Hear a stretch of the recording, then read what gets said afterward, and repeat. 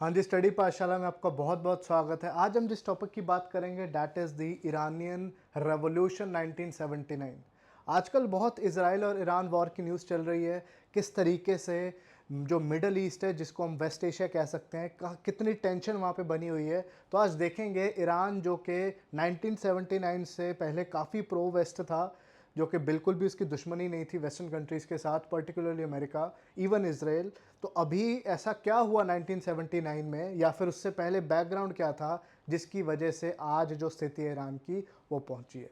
तो आज हम ईरान का एक बैकग्राउंड करेंगे जिसमें इस्लामिक रेवोल्यूशन होगा, और रेवोल्यूशन का भी बैकग्राउंड क्या होगा आज वो भी हम देखने वाले हैं, जिसके जो इम्पैक्ट है आज भी हम नेशनली इंटरनेशनली ईरान के हिसाब से बात करें तो हम बहुत तगड़े तरीके से देख सकते हैं। तो जैसे कि सबसे पहले हम ये बात क्लियर कर लें कि अभी ईरान की सिचुएशन क्या है। क्या सिचुएशन है ईरान की? ईरान अभी एक थियोक्रेसी है।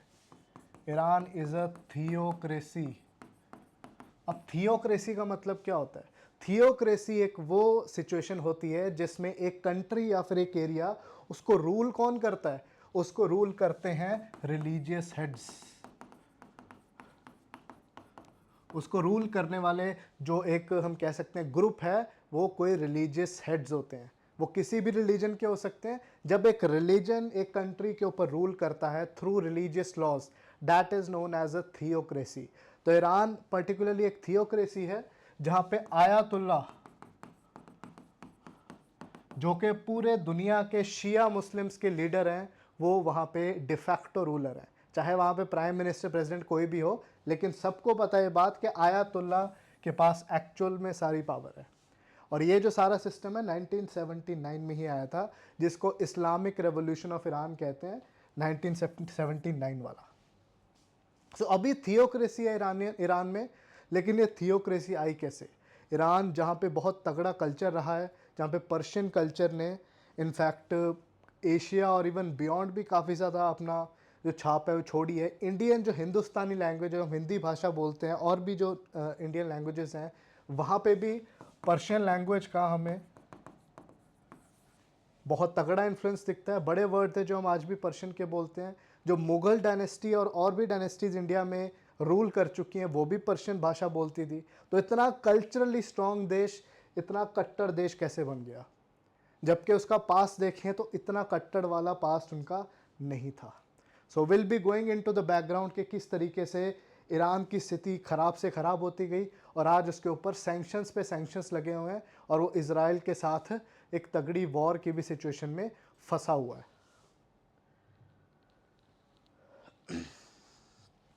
तो याद रखना 1979 से पहले ईरान में जो रूलर थे उनको शाह बोला जाया करता था। शाह मोहम्मद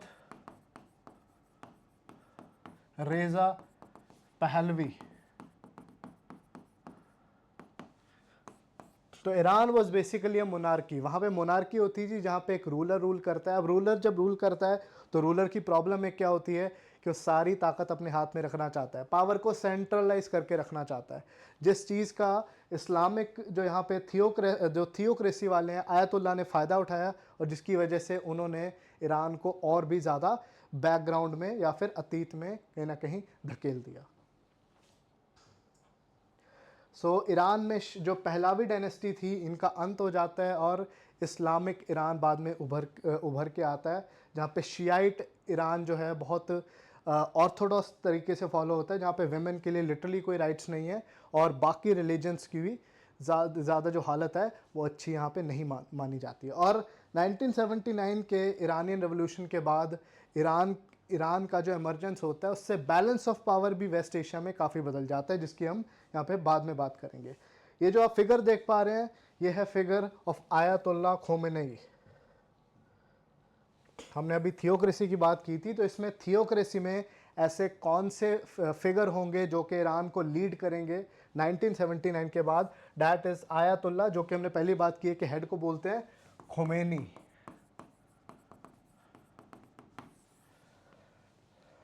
ठीक है, इनकी डेथ 1989 में होगी थी। अभी भी एक आयतुल्ला है जिनका नाम है अली खमेनी, जो कि आज डिफैक्टो या फिर हम कह सकते हैं कि रूलर हैं ईरान के। जिनकी मर्जी से ईरान के बिना ईरान में पत्ता भी नहीं हिलता, हम जैसे बोलते हैं। तो you have to remember this figure, in ये जो फिगर हैं बिल्कुल यहाँ पे सेंटर में रहेंगे।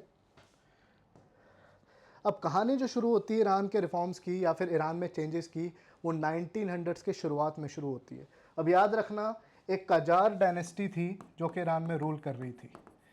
ईरान में हमेशा से राजाओं का रूल रहा है, बहुत बड़े बड़े पावरफुल जो किंग्स हैं, एम्परर्स हैं, उनका रूल रहा है, जैसे कि बाकी देशों में भी रहा है। ठीक है, वहाँ पे डेमोक्रेसी या फिर हम कह सकते हैं थियोक्रेसी का भी कोई बहुत तगड़ा कंसेप्ट नहीं था। इवन दो वहाँ पे जो रिलीजियस लीडर्स हैं उनका इन्फ्लुएंस देखा जा सकता है। ठीक है, तो कजार डायनेस्टी जो थी वहाँ पे रूल कर रही थी। लेकिन 19056 में होता क्या है, इन 19056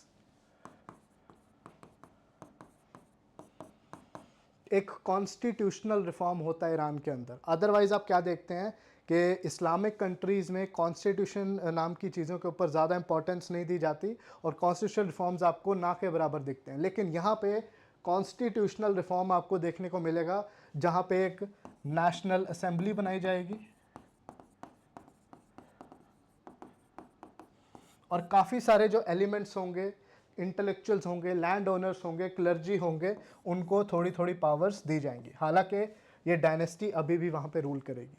तो थोड़ी थोड़ी जो रिफॉर्म्स है वो 1905 1906 में आने शुरू हो जाते हैं, जिसकी वजह से यू कैन से कि जैसे वेस्टर्न कंट्रीज़ में जो सेनेट्स बनी हुई थी, पार्लियामेंट्स बनी हुई थी, ऐसे से इंस्टीट्यूशंस ईरान में बनने शुरू हो जाते हैं in the beginning of the 20th century, जिसको हम 1905 1906 का टाइम कहना कि दे सकते हैं। और एक और चीज़ यहाँ पे आपको याद रखनी है, क्लर्जी जो कि रिलीजियस लीडर्स होते हैं। अब कौन से रिलीजियस लीडर्स होंगे? ईरान में जो मेजॉरिटी रिलीजन है वो शिया है, शिया इस्लाम। तो शिया इस्लाम के जो स्कॉलर्स हैं, उनके जो रिलीजियस एक्सपर्ट्स हैं, उनका भी अच्छा खासा इन्फ्लुएंस रहा है ईरान में। हालांकि ऐसा नहीं है कि उन्होंने ही डोमिनेट किया है सोसाइटी और पॉलिटी पे, लेकिन उनका एक इन्फ्लुएंस माना जा सकता है। तो क्लर्जी को कभी भी हम आउट नहीं रखेंगे कि उनका कोई रोल नहीं है। और ईरान की एक बदकिस्मती है, और क्या कह सकते हैं, कि जस्ट लाइक इंडिया जिसके ऊपर ब्रिटिश ने रूल किया है, ईरान को रशिया, यूके जैसे कंट्रीज़ ने अपने इंटरेस्ट के लिए काफ़ी ज़्यादा एक्सप्लॉइट किया है। क्योंकि जैसे कि सऊदी अरब में काफ़ी ज़्यादा ऑयल के रिजर्व्स हैं, वैसे ही ईरान में भी पेट्रोलियम के रिजर्व्स काफ़ी ज़्यादा हैं, जो कि आज से 100 सवा 100 साल पहले डिस्कवर होने शुरू हो गए थे। तो विल बी सीइंग कि किस तरीके से फॉरेन पावर्स ने भी इनको एक्सप्लॉइट किया और किस तरीके से चीज़ें बद से बदतर होती हैं, और जिसकी वजह से 1979 रेवोल्यूशन एक्चुअली में होता है, जिसके इफेक्ट्स आज बहुत तगड़े तरीके से देखे जा रहे हैं। सो ये कॉन्स्टिट्यूशनल रिफॉर्म जिसकी हमने अभी बात की, जो कि 1905 से 11 तक रहता है, जिसमें कंसल्टेटिव असेंबली बनती है, जिसको मजलिस कहते हैं। जब भी आप इस्लामिक कंट्रीज़ की बात करोगे तो वहाँ पे पार्लियामेंट जैसा जब भी कोई स्ट्रक्चर आपको मिलेगा उसको मजलिस बोलते हैं। ऐसे ऐसे टर्म्स आपको इवन अफगानिस्तान में मिल जाएंगे। Even though it does not mean कि पार्लियामेंट बिल्कुल आ गया है और डेमोक्रेसी बन गई है, बट यू कैन से कि थोड़ी थोड़ी पावर्स यहाँ पे आनी शुरू हो जाएंगी। पार्लियामेंट लाइक स्ट्रक्चर यहाँ पे बनना शुरू हो जाएगा। कजार रजीम जिसकी हमने शुरू में बात की थी, तो थोड़ी थोड़े वो रिफॉर्म्स करने यहाँ पे शुरू कर रहे हैं। टर्की के बाद या फिर टर्की के साथ ईरान एक ऐसा देश था जहाँ पे मॉडर्नाइजेशन और इस तरीके की डेमोक्रेटिक जो रिफॉर्म्स हैं वो दिखने शुरू हो गए थे। टर्की में मुस्तफ़ा कमाल पाशा ने बिल्कुल ही चेंज कर दिया था टर्की को, जो आज भी हम देख पाते हैं कि टर्की एक मॉडर्न देश है। हालांकि वहाँ पे भी जो कट्टरपंथी है वापस आ रही है, लेकिन फिर भी आज वो एक मॉडर्न देश है। सो मुस्तफ़ा कमाल पाशा ने सिमिलर चीज़ें की थी जो कि ईरान में शुरुआत में हो रही थी, रिफॉर्म्स की जब हम बात करते हैं। तो ये नाम भी आपको याद रखना है टर्की का, जिसको हम ईरान के साथ यहाँ पे थोड़ा कंपेयर कर सकते हैं।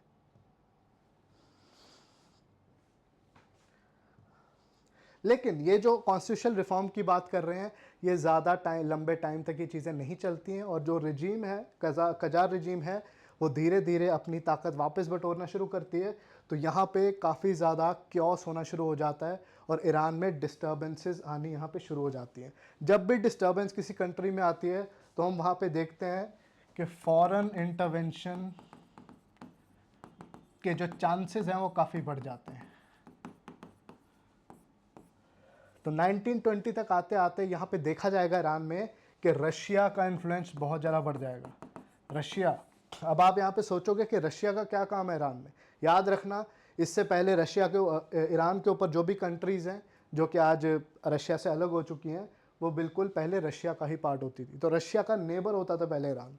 और याद, यहाँ पे एक और चीज़ यहाँ पे दिमाग में रखने वाली है कि 1917 में क्या हुआ था, रशियन रेवोल्यूशन।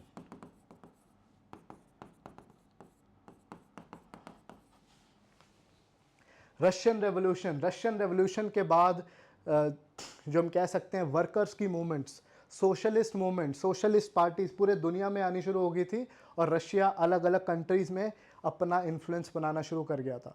तो अज़रबैजान हो या फिर ईरान जैसी कंट्रीज़ हो, वहाँ पे रशिया का इन्फ्लुएंस बढ़ता चला गया और काफ़ी ज़्यादा इम्प्रूव होना वहाँ पे शुरू हो गया रशिया की जब हम बात करते हैं। तो वहाँ पे होता क्या है, उसके बाद कॉन्स्टिट्यूशनल रिफॉर्म्स की जो हमने पहले बात की, ठीक है, वो सारी चीज़ें बिखरनी शुरू हो जाती हैं और यहाँ पे राइज होता है एक जनरल का जिसका नाम है जनरल रेज़ा खान। तो ये यहाँ पे राजा बन जाता है ईरान का, रेज़ा खान पहलवी। और 1921 से 41 तक ये रूल करेगा ईरान को, ठीक है, जस्ट लाइक मुस्तफ़ा कमाल पाशा जिसने टर्की को रूल किया है विद आयरन हैंड और टर्की को मॉडर्नाइज किया है।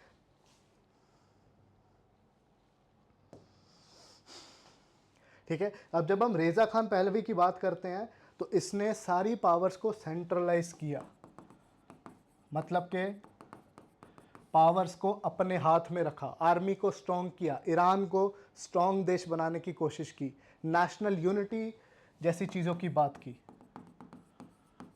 तो इसका ये मतलब है कि ईरान की जो पावर है उसको इंक्रीज़ करने की कोशिश की, लेकिन जो पावर्स हैं इसने सारी की सारी अपने हाथ में रखी। जब भी कोई डिक्टेटर की बात करते हैं, राजा की बात करते हैं, तो कभी नहीं चाहते कि उनके हाथ से पावर फिसले। तो सारी की सारी जो पावर्स थी उसने अपने हाथ में रखी हुई थी, लेकिन उसके साथ रेज़ा शाह ने और क्या किया, मॉडर्निटी के reforms. He tried to modernise Iran.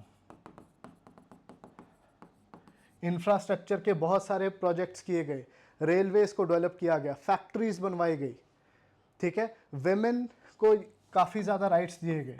जब भी वेमेन्स राइट्स की बात होती है तो रेज़ा खान पहलवी ने काफ़ी ज़्यादा इंपॉर्टेंट स्टेप्स लिए। इनफैक्ट जो हिजाब है जो कि आज कंपलसरी ईरान में, इसको बैन किया हुआ था। ही मेड श्योर कि कोई भी हिजाब ना पहने। 1979 से पहले अगर हम मॉडर्निटी की बात करें तो ईरान डेफिनेटली एक मॉडर्न कंट्री था, हालांकि उसके अंदर कुछ कुछ प्रॉब्लम ज़रूर थी। तो वेमेन्स राइट्स की बात करें तो it was much better than other Islamic countries and even other countries जो इस्लामिक नहीं भी थी।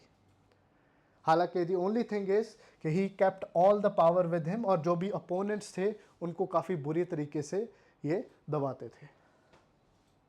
और इनको ऐसा माना जाता था कि he was closer to Nazi Germany. Russia और ब्रिटिश, याद रखना यहाँ पे दो देश जिसने सबसे ज़्यादा हस्तक्षेप किया, सबसे ज़्यादा हम कह सकते हैं कि यहाँ पे दखल अंदाजी की है ईरान में। एक तो है Britain and second is Russia. इनका यहाँ पे हस्तक्षेप करने का एक ही मोटिव होता था कि जो ऑयल इंटरेस्ट हैं, ठीक, क्योंकि ब्रिटेन की हेल्प से यहाँ पे एक ऑयल कंपनी आई थी जिसका नाम था एंग्लो पर्शियन ऑयल कंपनी।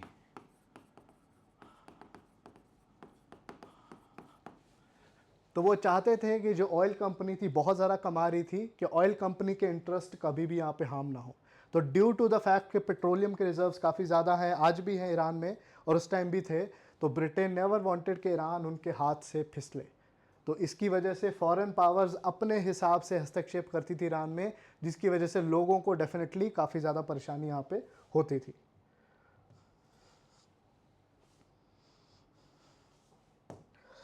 लेकिन 1940s में क्या देखा जाता है कि रेज़ा खान जो है वो ज़्यादा प्रो नाजी यहाँ पे दिख रहे हैं, प्रो नाजी जर्मनी दिख रहे हैं। तो यहाँ पे ब्रिटिश और जो सोवियत हैं, जो यूएसएसआर है, वो मिलके क्या करते हैं, उनको डिपोज कर देते हैं, निकाल देते हैं, और उन्हीं के बेटे Mohammad Reza Shah Pahlavi, dynasty वही रहेगी, उन्हीं के बेटे को गद्दी पे बिठा देते हैं, ईरान का राजा बना देते हैं, बिकॉज उनको डर था कि जर्मनी का इन्फ्लुएंस ईरान में कहीं इंक्रीज ना हो जाए। क्योंकि सेकेंड वर्ल्ड वॉर का टाइम है, ये भी याद रखना, 1940s के शुरुआत की अगर बात करें। बिकॉज नाजी जर्मनी काफ़ी यूरोप और बाकी हिस्सों को ओवररन कर रहा था, ओवर पावर कर रहा था, तो जर्मनी एक बहुत बड़ी दहशत बना हुआ था पूरी दुनिया के लिए, स्पेशली ब्रिटेन और यूएसएसआर के लिए, क्योंकि यूएसएसआर के ऊपर भी जर्मनी ने हमला कर दिया था। सो दे नेवर वांटेड कि ईरान नाजी जर्मनी की ग्रिप में आए। सो मोहम्मद रेज़ा पहलवी जो कि रेज़ा शाह के बेटे थे, उनको यहाँ पे लाया जाता है, जो कि प्रो वेस्ट थे।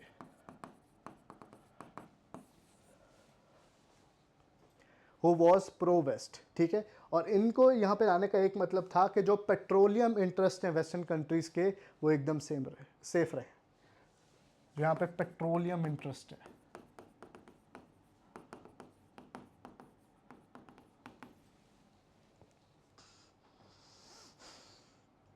ठीक है।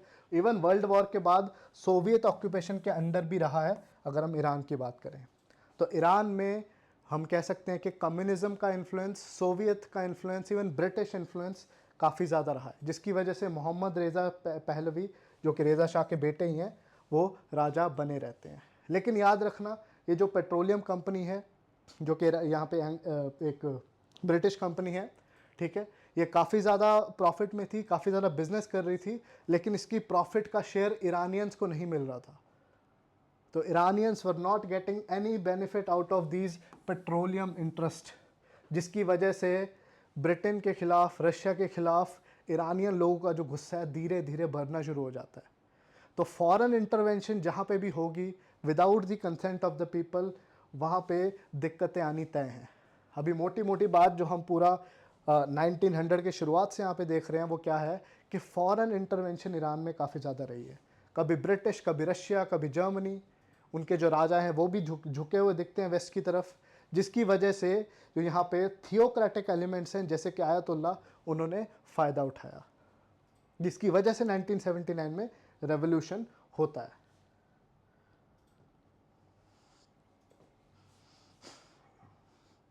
अब जब सेकेंड वर्ल्ड वॉर ख़त्म हो जाती है, उसके बाद भी ईरान में काफ़ी ज़्यादा इंस्टेबिलिटी दिखती है। हालांकि ये अपनी गद्दी 1951 तक तो बचा पाते हैं मोहम्मद रेज़ा शाह, लेकिन 1951 में क्या होता है, under the pressure of the Iranians 1951 में कुछ देर के लिए मोहम्मद रेज़ा शाह को डिपोज कर दिया जाता है, कुछ ही देर के लिए। और वहाँ पे एक नेशनलिस्ट जो कि ईरान के हित की सोचने वाला प्रेसिडेंट है, जिसका नाम था मोहम्मद मोसाडेक, वो वहाँ पे लीडर बन जाते हैं ईरान के। और उन्होंने एक चीज़ मेक श्योर करनी थी, जैसे कि इंदिरा गांधी जी ने 1960s के एंड में किया, कि चीज़ों को नेशनलाइज करना। सो मोहम्मद मोसादेक चाहते थे कि ईरान का जो तेल है वो ईरानियंस के लिए यूज़ होना चाहिए, और फॉरेन इंटरेस्ट जो ज़्यादा ईरान में हो रहा है उसको निकाल देना चाहिए। तो he wanted to nationalise the assets. Nationalise करने का मतलब क्या होता है कि जो एसेट्स हैं, जो भी चीज़ें हैं, वो सरकार उसको ओवरटेक कर ले। जो कि देखा जाए तो मोसाडेक एक ईरानियन हीरो के तौर पे उभर रहे थे, और मोहम्मद रेज़ा शाह वहाँ पे अनपॉपुलर हुए जा रहे थे, क्योंकि वो काफ़ी ज़्यादा झुके हुए दिखते हैं ब्रिटेन की तरफ और वेस्ट की तरफ। ये इनकी सबसे बड़ी प्रॉब्लम रही है। इवन दो इन्होंने रिफॉर्म्स किए, फैक्ट्रीज लेके आए, मॉडर्नाइज किया, but still the Iranian king had a lot of problems, जो आप यहाँ पे देख पा रहे हैं।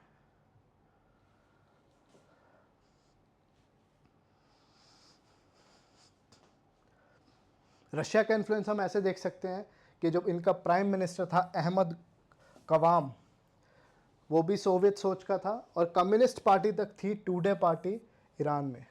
आज ये इमेजिन करना ही बड़ा मुश्किल है कि कम्युनिज्म के भी पैर बड़े स्ट्रॉन्ग थे ईरान में एक टाइम पे। This is very difficult to imagine now because of the conditions there. अभी आप देख पा रहे हैं मोहम्मद मोसादेक, जिनकी हमने बात की है, जिन्होंने कोशिश की कि जितनी ऑयल कंपनीज़ हैं, जो कि ईरान में ऑयल काफ़ी ज़्यादा है, उनको नेशनलाइज करने की। नेशनलाइज करके वो क्या करते, उन्हीं रिज़र्व्स को ईरान के बेनिफिट के लिए यूज़ करते और लोगों के लिए वो पैसा लगाने की कोशिश करते। तो ये आज भी एक हीरो फिगर है ईरान के लिए, और उस टाइम पे भी इनका जो काम माना जा रहा था ईरानियंस के हित में माना जा रहा था, जो कि क्लियरली यहाँ पे दिख रहा है। लेकिन 1951-52 जब ये सारी चीज़ें चल रही थी तो वेस्टर्न कंट्रीज़ इतनी ज़्यादा यहाँ पे घबरा गई थी कि उन्होंने अपनी इंटेलिजेंस एजेंसीज लगा के मोसाडेक को यहाँ पे रिमूव करवा दिया, क्योंकि उनकी ऑयल कंपनीज पे यहाँ पे दिक्कत आ गई थी, उनके पैसे पे दिक्कत आ गई थी। So that is why Mossadegh was removed. तो यू कैन क्लियरली सी कि जो वेस्टर्न कंट्रीज़ हैं अपनी मर्जी से दूसरे कंट्रीज़ के हेड्स को कभी इंट्रोड्यूस कर रही हैं, कभी उनको रिमूव कर रही हैं। और मोहम्मद रेज़ा शाह जो कि कुछ टाइम के लिए बाहर चले गए थे, उनको फिर से यहाँ पे लाया जाता है। और ये चीज़ भी याद रखनी है कि 50s के बाद कोल्ड वॉर भी एकदम पीक पे चल रही थी, cold war between USSR and the western countries. अब यहाँ पे ये भी नहीं चाहते थे कि बहुत ज़्यादा सोवियट्स का इन्फ्लुएंस ईरान के ऊपर हो जाए, जो कि होता हुआ दिख रहा था। So Americans never wanted Soviet influence in Iran. Same चीज़ अफगानिस्तान में भी हुई थी, उसकी बात करेंगे जब उसका टॉपिक आएगा। Same thing happened in Afghanistan also.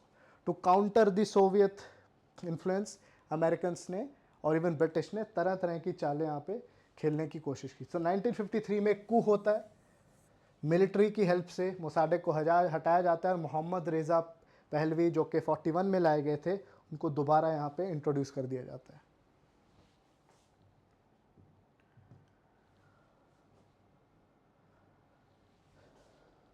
So you can clearly see कि किस तरीके से ईरान में एक सीसॉ वाली सिचुएशन चल रही है, कभी कोई आ रहा है, कभी कोई आ रहा है, और यहाँ पे स्टेबिलिटी नाम की चीज़ बिल्कुल भी नहीं थी। तो this is what you can see. और उसके पीछे अगर हम कल्प्रिट देखेंगे तो यूएस, ब्रिटिश, सोवियत, इनकी इंटेलिजेंस एजेंसीज यहाँ पे बहुत बड़ा रोल प्ले कर रही थी।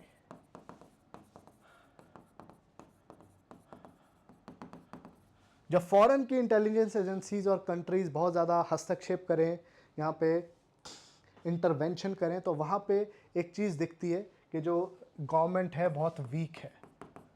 ये समझ में आ जाता है लोगों को कि गवर्नमेंट बड़ी वीक है और इसको स्ट्रॉन्ग बनाने की ज़रूरत है। तो आप यहाँ पे देख सकते हैं कि लीडरशिप क्राइसिस यहाँ पे काफ़ी दिख रहा था ईरान में। जो लीडर यहाँ पे पावरफुल होते हुए दिख रहे थे, मोसाडेक जैसे, उनको हटा दिया जाता है। तो ये जो पावर वैक्यूम है, लीडरशिप का जो एक गैप है, लीडरशिप वैक्यूम और गैप, अब इसको भरा कैसे जाए? जो कि ईरानियंस यहाँ पे चाह रहे हैं कि उनको ऐसा लीडर मिले जो कि इन सारी पोजीशन से, सारी जो सिचुएशन से बाहर निकाल दें उनको। ऐसा कौन लीडर आएगा? तो इसी लीडरशिप वैक्यूम को बाद में कौन भरेंगे? आयतुल्ला। अब वो अलग बात है कि जब आयतुल्ला इसको भरेंगे और रेवोल्यूशन होगा तो लोग असल में ज़्यादा परेशान हो जाएंगे, लोगों के हक और भी ज़्यादा छीन लिए जाएंगे, स्पेशली जब हम विमेन की बात करते हैं 1979 के बाद में। सो 1953 में दोबारा कू होता है, मोसाडेक को हटाया जाता है जैसे हमने बात की, और जहाँ पे जो शाह हैं जो कि प्रो वेस्ट हैं फिर से यहाँ पे आ जाते हैं। ठीक है, और उस टाइम पे आयतुल्ला खोमेनी थे, ये एक प्रोफेसर थे। ठीक है, और ये काफ़ी ज़्यादा क्रिटिसाइज़ करते थे शाह को, और 1964 में इनको देश निकाला दे दिया जाता है, एग्जाइल में इनको ला दिया जाता है। अब 1960s की शुरुआत में 63 में एक और इम्पॉर्टेंट चीज़ होती है जिसको बोला जाता है white revolution in Iran. White revolution, और वाइट रेवोल्यूशन के तहत क्या होता है? ईरान को मॉडर्नाइज करने की अटेम्प्ट्स यहाँ पे की जाती है, मॉडर्नाइजेशन। ईरान में काफ़ी चीज़ों को मॉडर्नाइज किया जाता है, लैंड रिफॉर्म्स यहाँ पे किए जाते हैं ताकि जो बड़े बड़े ज़मींदार हैं उनकी पावर्स को यहाँ पे कम किया जा सके। जो पॉलिटिकल ऑपोजिशन है उनको भी कम किया जाता है, उनके ऊपर भी टैक्स करवाए जाते हैं। सवाक नाम की इंटेलिजेंस एजेंसी थी जो कि शाह के लिए काम करती थी, वो काफ़ी ज़्यादा पॉलिटिकल ओपोनेंट्स को टारगेट करती थी। लेकिन ये सारे रिफॉर्म्स हो रहे थे, मॉडर्नाइजेशन हो रही थी, फैक्ट्री सेटअप हो रही थी, काफ़ी स्कीम्स लोगों के लिए लाई जा रही थी, लेकिन इससे हो क्या रहा था? इकोनॉमिकली प्रॉब्लम्स बहुत आ रही थी। जो गरीब तबका है, द पुअर सेक्शंस, उनके लिए ज़्यादा बेनिफिट्स यहाँ पे नहीं हुए इस रेवोल्यूशन के बाद। अनएम्प्लॉयमेंट बढ़ती गई और जो यूथ है उनका फ्रस्ट्रेशन धीरे धीरे बढ़ता गया। सो 1960s में इवन आफ्टर दिस रेवोल्यूशन जो आम लोग हैं उनकी प्रॉब्लम्स यहाँ पे हल नहीं हुई, बिल्कुल भी हल नहीं हुई। और यही जो डिसग्रंटलमेंट है इसको बाद में जो इस्लामिक लीडर्स हैं, जो शिया इस्लामिक कट्टर लीडर्स हैं, वो इनको एक्सप्लॉइट करेंगे, जिनके लीडर कौन होंगे? Ayatollah Khomeini.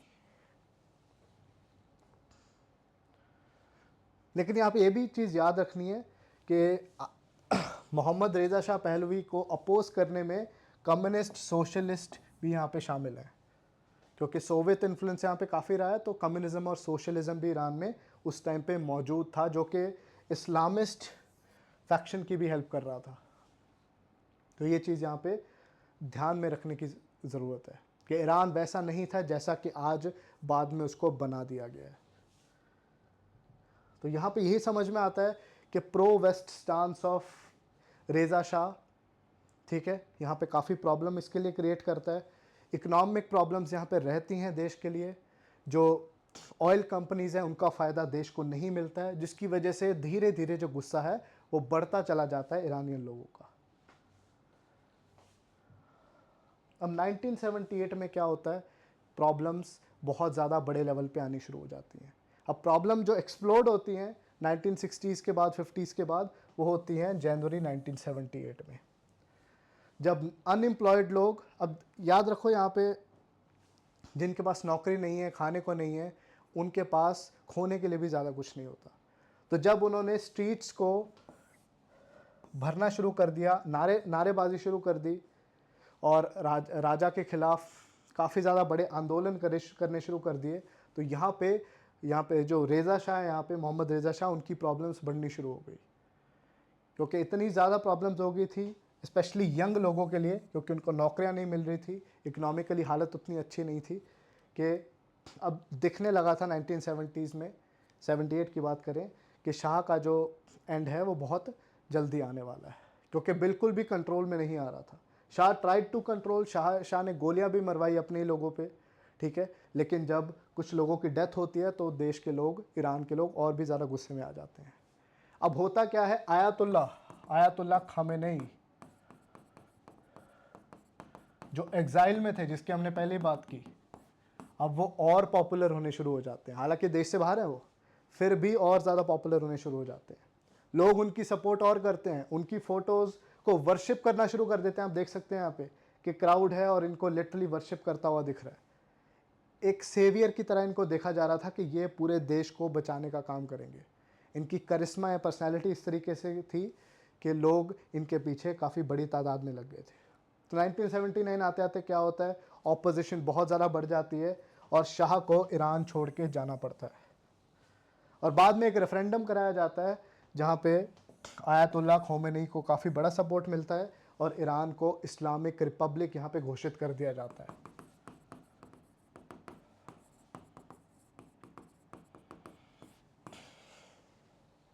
लोगों को गुस्सा फॉरेन कंट्रीज़ को लेकर भी यहाँ पे था, याद रखना, क्योंकि रेज़ा को प्रो अमेरिका प्रो ब्रिटिश काफ़ी माना जाता था। तो ऐसा माना जाता था कि जो फॉरेन कंट्रीज़ हैं ईरान के पैसे को बाहर ले जा रही हैं, ईरान में कोई तरक्की नहीं होने दे रही हैं, जिस बात में सच्चाई भी थी।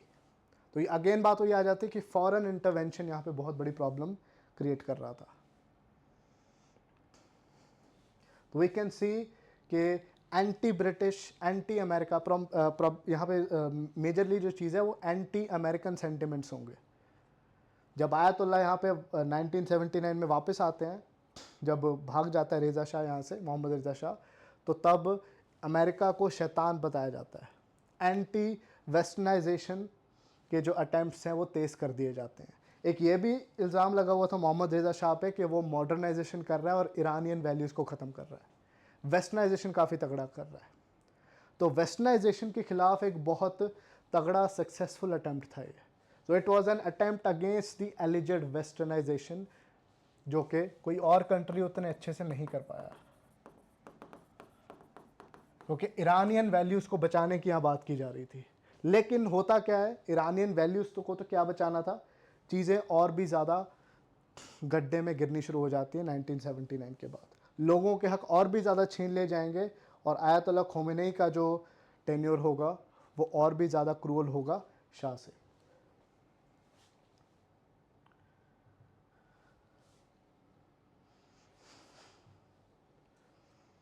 अब 1979 में इस्लामिक रेवोल्यूशन हो जाता है, रेज़ा शाह भाग जाते हैं। अब यहाँ पे जो चीज़ें आयतुल्ला और इस्लामिस्ट करना चाहते हैं, शिया इस्लामिस्ट, वो यहाँ पे करनी शुरू कर देते हैं। जो भी यहाँ पे इंटेलेक्चुअल्स थे, सोशलिस्ट थे, कम्युनिस्ट थे, अब उनको निकाला जाने लगता है, उनको रिमूव किया जाने लगता है और इस्लाम को इन्फोर्स किया जाना शुरू कर दिया जाता है ईरान में। वेमेन के लिए हिजाब कंपलसरी कर दिया जाता है और जितनी इस्लामिक जो वैल्यूज़ हैं वो लोगों पर थोप दी जाती हैं। अब यहीं से प्रॉब्लम भी शुरू हो जाती है, क्योंकि बैलेंस ऑफ पावर जो पूरे वेस्ट एशिया की बात करते हैं, जिसको मिडल ईस्ट भी कह देते हैं, वो यहाँ पे क्रिएट होनी शुरू हो जाती है। एक शिया पावर एमर्ज होती है ईरान इससे पहले भी शिया मेजॉरिटी था, लेकिन यहाँ पे कट्टर शिया पावर इस्टेब्लिश हो जाती है, जिससे आसपास के जो गल्फ़ कंट्रीज़ हैं, जो अरब कंट्रीज़ हैं, वो भी कहीं ना कहीं घबरा जाते हैं।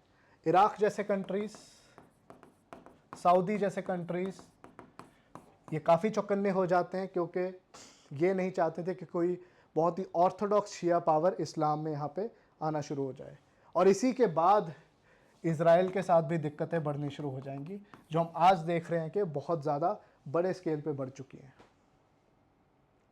तो इस्लामिक ईरान के राइज होने की वजह से पूरा जो बैलेंस ऑफ पावर है मिडल ईस्ट में या वेस्ट एशिया में डिस्टर्ब हो जाता है, जिसकी वजह से आज क्या देखा जा रहा है कि लड़ाई वहाँ पे किसी भी वक्त बड़े स्केल पे हो सकती है, ये यहाँ पे देखा जा रहा है। And that happen due to 1979 Islamic revolution, जहाँ पे कंजर्वेटिव सोशल वैल्यूज़ को ला दिया गया और पुराने मिडिएवल ज़माने में ईरान को फिर से धकेल दिया गया। और इसके लिए ईरान के आयतुल्ला ने एक मिलिशिया भी क्रिएट की, एक आर्मी जैसी सेना भी क्रिएट की, जिसका नाम रखा गया रेवोल्यूशनरी गार्ड्स ऑफ ईरान। 1979 में ईरानियन रेवोल्यूशनरी गार्ड्स, ये एक रिलीजियस फोर्स की तरह आप इसको देख सकते हो। अब तो ये देश का फोर्स है, ठीक है। और यही ईरानियन रेवोल्यूशनरी गार्ड्स वही हैं जो आज हिजबुल्लाह को, हमास को और हूथीज़ जो कि यमन में पावर लिए बैठे हुए हैं, ऐसे टेररिस्ट ग्रुप्स को सपोर्ट करते हैं। तो यू कैन क्लियरली सी कि 1979 में जो भी बदलाव होते हैं उसकी वजह से वेस्ट एशिया आज कितना डिस्टर्ब्ड है। तो हिजबुल्लाह, हमास, हूथीज़ का जो ओरिजिन है, जो सपोर्ट है, वो डायरेक्टली रेवोल्यूशनरी गार्ड से आ रहा है, जो कि 79 इस्लामिक रेवोल्यूशन के बाद आते हैं, और जिसकी वजह से एंटी, हम कह सकते हैं, वेस्ट इनके ऊपर सैंक्शंस भी लगा देता है और ईरान की प्रॉब्लम्स सॉल्व भी नहीं होती हैं, क्योंकि सैंक्शंस उनके ऊपर काफ़ी ज़्यादा लग जाते हैं।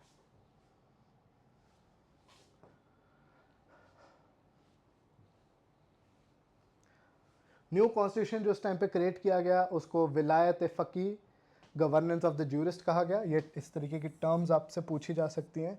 और खोमेनी जो थे, उन्होंने अपने आप को रहबर बताया, एक लीडर बताया, ठीक है, देश का। शुरुआत में लोगों ने उनको एक्सेप्ट भी किया, लेकिन जैसे ही वैल्यूज़ उन पर थोपे जाने लगी तो ईरान में ह्यूमैनिटेरियन क्राइसिस भी काफ़ी तगड़े आने लगे। अब 1979 रेवोल्यूशन के बाद चेंजेस क्या क्या आए, एक बार वो देखते हैं। एक तो कॉन्स्टिट्यूशन जो कि 1906 में आया था, उसको रिप्लेस कर दिया गया और इस्लामिक रिपब्लिक का कॉन्स्टिट्यूशन डाल दिया गया, जो हमने इस्लाम चेंजेस की बात की। अब थियोक्रेसी बन चुकी थी ईरान, जैसे हमने बात की कि शिया के जो लीडर्स हैं, शियाइट लीडर्स हैं, ईरान के डिफैक्टो रूलर्स बन गए। तो आयतुल्ला खोमेनी ये सुप्रीम लीडर ऑफ ईरान बन गए, भले ही प्राइम मिनिस्टर, प्रेसिडेंट कोई और बनता रहे, लेकिन मेन पावर इन्हीं के हाथ में होती थी। ईरान में एक हॉस्टेज क्राइसिस हुआ, जो कि 1979 से 1981 चला और 444 डेज़ के लिए चला। अमेरिकन एम्बेसी जो थी तेहरान में, उसमें 53 अमेरिकन 444 दिन के लिए कैद हो गए अंदर, और बड़ी मुश्किल से उनको छुड़ाया गया। बड़े ईरानियंस जो थे वो अमेरिका के खिलाफ भी काफ़ी गुस्सा रखे हुए थे, तो बड़े अमेरिकन डिप्लोमेट्स को काफ़ी यहाँ पे टॉर्चर सहना पड़ा। 444 डेज़ के लिए उनको लिटरली यहाँ पे कैदी बना के, हॉस्टेज बना के रखा गया। उसके बाद अल्जियर्स अकॉर्ड हुए, एक समझौता हुआ, जिसके बाद उनको छोड़ा गया। तो इस तरीके से हम देख सकते हैं प्रॉब्लम बहुत ज़्यादा बढ़ गई थी। ईरान इराक वॉर जो कि 1980 से 88 तक चलती है। अब सद्दाम हुसैन उस टाइम पे थे और उनको डर था कि जो शिया पावर है, क्योंकि इराक में याद रखना इराक में शिया मेजॉरिटी में है, कि अगर शियाज ईरान में पावरफुल होए तो इराक में भी दिक्कत कर सकते हैं, तो इराक इन्वेड करता है ईरान पे सो दैट ये जो शिया कट्टर शिया पावर है इसको ब्रेक किया जा सके। हालांकि मिलता कुछ नहीं है, इस वॉर का रिजल्ट स्टेलमेट ही होता है, अनडिसाइसिव होता है। But you can clearly see कि वेस्ट एशिया में क्राइसिस एमर्ज होने शुरू होते हैं टाइम बाय टाइम। हिजाब की बात हम ऑलरेडी कर चुके हैं कि सारी वुमेन के लिए कंपलसरी हो जाता है। 1979 में फिर से ऑयल क्राइसिस आते हैं। मेन ऑयल क्राइसिस 1973 में आए थे, 79 में फिर से आते हैं, हालांकि उतनी बड़ी स्केल के नहीं थे। ठीक है, काफ़ी जो डायस्पोरा ईरान का है वो ईरान छोड़ के चला जाता है, जो कि उस टाइम पे खुश नहीं होता है। और ईरान का जो फॉरेन पॉलिसी का जो सिस्टम है वो हमेशा के लिए बदल जाता है, एंटी वेस्ट बन जाता है, बहुत तगड़े सैंक्शंस इन पे लग जाते हैं, इजराइल का कट्टर दुश्मन बन जाता है, प्रॉक्सी जो ग्रुप्स हैं हिजबुल्ला जैसे इनको सपोर्ट करना शुरू कर देता है, और ईरान काफ़ी ज़्यादा आइसोलेट हो जाता है इंटरनेशनल कम्युनिटी में। हालांकि इंडिया के जो रिलेशंस हैं हमेशा अच्छे रहे हैं इनके साथ, ओवरऑल काफ़ी अच्छे रिलेशंस पहले भी थे और आज भी हैं। So these are the broad things जो कि हम देख सकते हैं यहाँ पे कि ईरानियन रेवोल्यूशन ने यहाँ पे क्या क्या किया है और जिसका आज भी इफेक्ट कहीं ना कहीं देखा जा रहा है। इसी तरीके से हम और भी टॉपिक्स के साथ आएंगे, उनको एनालाइज करेंगे, जो कि एग्ज़ाम के लिए काफ़ी ज़्यादा हेल्पफुल रहेगा। जय हिंद।